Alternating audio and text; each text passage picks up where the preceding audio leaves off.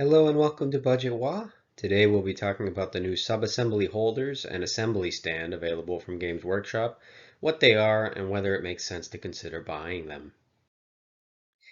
So in this video we'll be going over, first of all, what is subassembly and why you would consider a subassembling your models.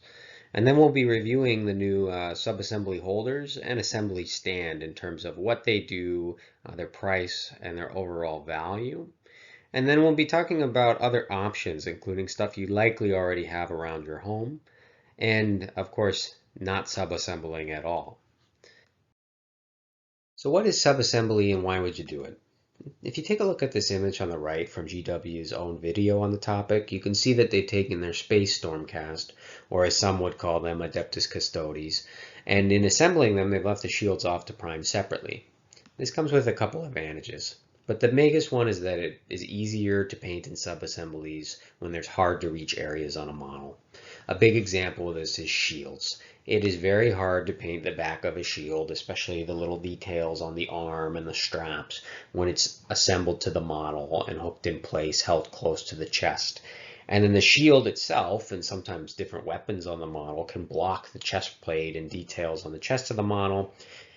It is doable to paint models with shields on. I did my first unit of gut rippers that way, but it can get frustrating. Another thing a lot of people do is they'll paint the heads in subassembly to better get at small details on the head. On Stormcast, just comes with the advantage of you're not blocked by the bit of the armor that kind of sticks up above the chin. And you may want to consider this on models with harder to reach faces, or if you really want to practice painting a perfect face on your model, you may want to consider it. I find that painting in subassemblies is most important with crowded or dioramas type models. Here you can see a picture of the Beast Cure kill bow that I'm currently working on, and I've separated it into 3 pieces: the bow, the ammo grots, and the orc. And I've found it far easier to paint this way. I can't really imagine painting it totally assembled, but I know people have done it and got great results. Now, some cons of subassembly. It takes time. It is adding time to your process of painting and getting your minis ready for the table. And additionally, you have to kind of factor in that when you glue it together with the paint, you've got to be very careful with the glue, not to get glue kind of on your paint job. And you might have to factor in some time for touching that up if the super glue or whatever you use happens to leave a little bit of frosting over the top of the model. There's also this question that I always have with subassemblies is how worth it is it to me to take the time to put the model onto subassembly holders and paint it up separately and then spend that time putting it together at the end. I think there's diminishing returns depending on like how many pieces you're taking apart, because you could sit there and paint every single piece separately, but I think that's getting to the point of being far too much.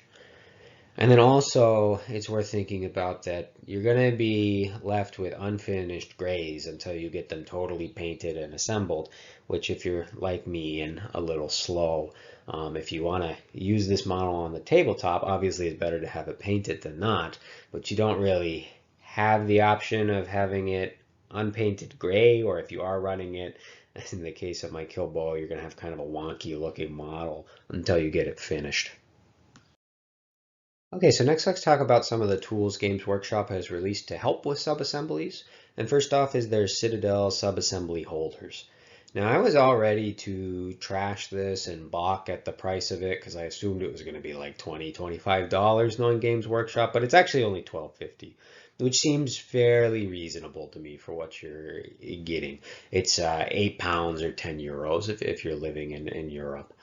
And for that, you get 44 holders with 2 of the little bases. And how you do is the holders plug into the bases, and then you glue the piece you want to subassemble to the holder. And then what Games Workshop recommends is then you can then clip it off and kind of go from there to put your model together. I'm sure you could probably snap it off or do it in ways where you could reuse these more than once. And they're compatible with the Citadel handles as pictured on the box. You can slot the little cone thing into your Citadel handles if you use a Citadel handle. I don't. Um, my biggest beef with this, the price is more reasonable than I was expecting, but my biggest beef with this is that it's bad for the earth and it's bad for Guyran and, anywhere where litter may bug you. I'm sure L'Oreal would not be happy about this. Not to get up on my soapbox, but we are in a hobby that produces a lot of plastic waste and a lot of microplastic waste that will eventually make its way into the oceans. This is kind of unavoidable if we want to play a game that uses plastic models, but I will not buy this because, first of all, it doesn't seem worth the money to me, but second of all, it's more plastic when there are other things you could use or reuse that would otherwise be going into the trash that you can use for your subassemblies instead of producing more plastic waste. So just my 2 cents on the topic, but if you think this would be useful for you, it might be reasonable to consider. Okay, next let's talk about the Citadel assembly stand. So this retails for 27 US dollars, 16 pounds or 21 euro, so quite a bit more expensive. But it serves a bit of a different purpose, but you can also use it for your sub-assemblies. And they advertise it primarily for helping with assembly of your models. They show you can use it to hold pieces together, to glue, which could be quite handy. I usually use my hands, and I'm often sitting there for a while, kind of waiting for the glue to dry. But it's not that big of a hassle for me. The bigger thing that I could see this being used for is painting as well as kind of organization of your projects.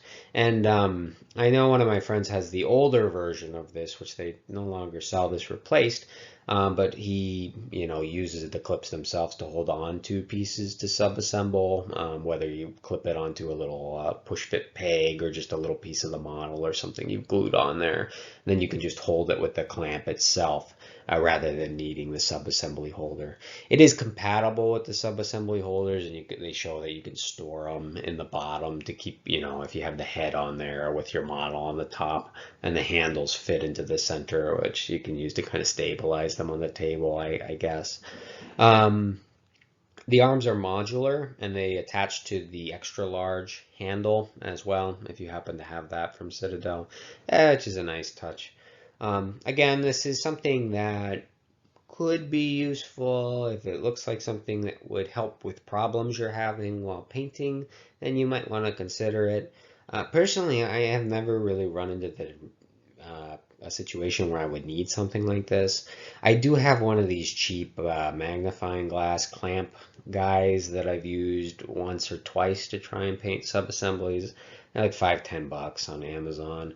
Problem with mine is it's cheap. It's not very heavy, so it can tip over pretty easily. And the clamps are metal, whereas the ones on the GW product are plastic. And I worry about the metal clamps damaging the model.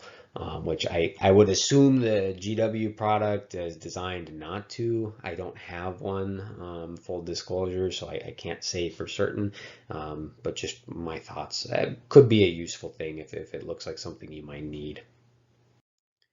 So let's talk about some free options to paint in sub-assemblies. First of all, a paper clip. I do this. I bought a box of paper clips from a local scrap and hobby store for $1. I got 100 paper clips. And then you just put a little bit of CA glue on the tip of the paper clip. You glue your piece of subassembly to it. Sometimes using a pin vise to drill a small hole can help it stick better. And then there you go. Then you can stick it in a piece of foam or cardboard or something, and then you've got a subassembly holder for a cent. And you can use it forever. It's not plastic, so you don't have to throw it away when you're done with it. Cocktail stick. Yeah, this I would estimate would be about 2 cents. You might have one of these around your house. Same thing. You can put a little glue on the end of it and stick it in your models, or if you have a pin vise, you can drill a little bit of a hole.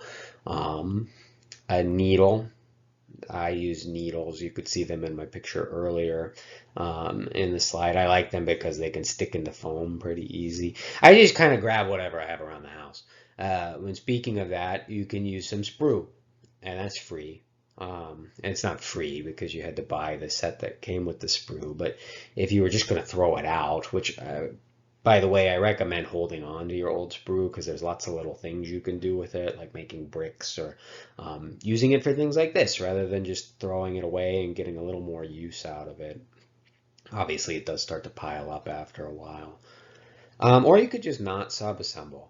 And this is a valid painting strategy. I know people who do not subassemble their models, and this was me for the longest time. I've been trying it out, but there's a philosophy that if you cannot get to the part of the model with a paintbrush, then it's a low value thing to spend time painting because you're not going to be able to see it very well in most cases. Now, with things like the kill bow, like really crowded models, but there's like a lot of little spindly parts that are getting in the way, then yeah, you can probably see the things behind those. Or like if you had somebody who was like inside a cage or something like that. But for a lot of models, you can just build your models, paint them, you know.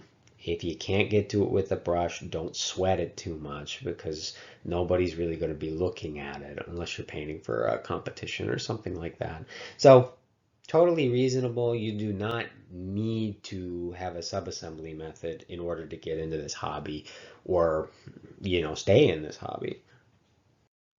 So anyway, just some closing thoughts. I would really recommend trying the free options first. This is part of my hobby philosophy, but if you have something that you can do for free, whether it's using a toothpick as a subassembly holder, building your own wet palette, etc., etc., I would try that before spending money on like the tools Games Workshop puts out there, unless you just really want them for some reason. The Games Workshop Citadel accessories can be handy. They look like they're well made. I don't own them. I believe that they are a luxury purchase, but not a necessity for building your models. And I don't use them because I'm cheap, like I've said. So just full disclosure, I haven't had hands-on the two products I've talked about in this video, which is why I would really recommend checking out some of these videos that I looked at to research this video. First of all, Let's Get Gaming has a great unboxing video where in just a couple minutes he quickly goes through what's in the box and how to use it. Great video. Sworde and Steele has a more in-depth review of the subassembly holders as well as the assembly stand. And then, of course, if you're just looking for how to paint with subassemblies, Uncle Adam's video on the topic is great. I think it's a very good overview of how to paint in subassemblies if you're looking for more specific tips on how to do it. Anyway, thank you so much for watching. I hope you enjoyed the video, and if you liked it, let me know. And if you use either of these products, feel free to share your thoughts with me and everyone else down in the comments. Anyway, thanks again for watching, and have a great rest of your day. See ya.